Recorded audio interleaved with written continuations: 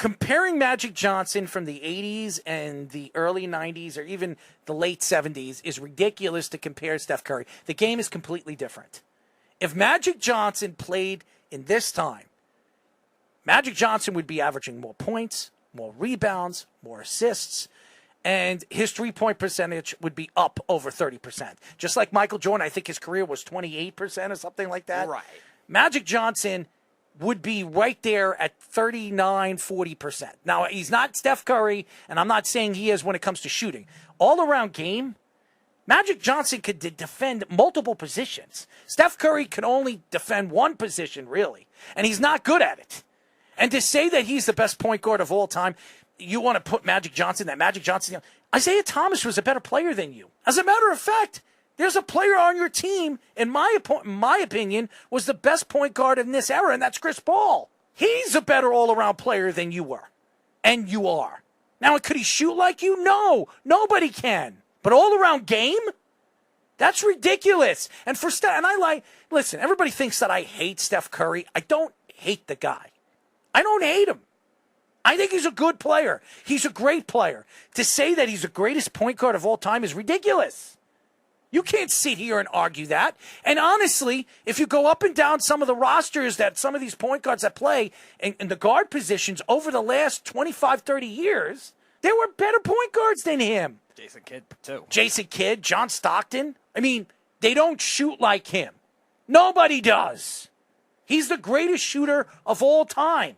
But to compare his skills to Magic Johnson, Isaiah Thomas, if you go up and if I have the point guards that played in the time that they were as dominant as they were, honestly, Steph Curry, Jason Kidd, he took the Nets to an NBA Finals. Jason Kidd did that. And I don't want to hear about their team. Kenyon Martin was an okay player. He was a good player.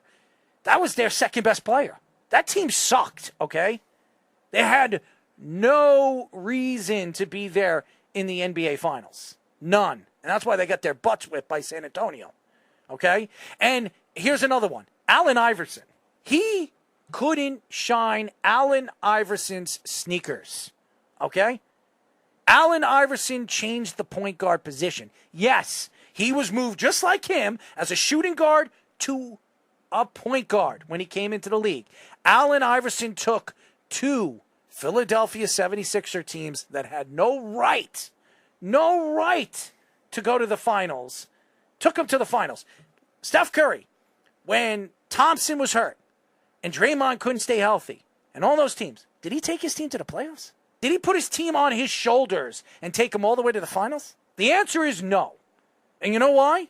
Because the game is different. And if Steph Curry played in a time Magic Johnson played, he wouldn't be the same player. As a matter of fact, he'd probably never be on the court because they'd beat the hell out of him. The size and the advantage that Magic Johnson had and what he did in the finals and playing and defending the center position, the power forward position, he put the Lakers team on his back to win them their first championship in the late 70s, early 80s. That doesn't mean that Steph Curry isn't a great player. It doesn't mean that Steph Curry isn't amongst the top 15 point guards of all time. But there were a lot of good point guards at the time in their careers.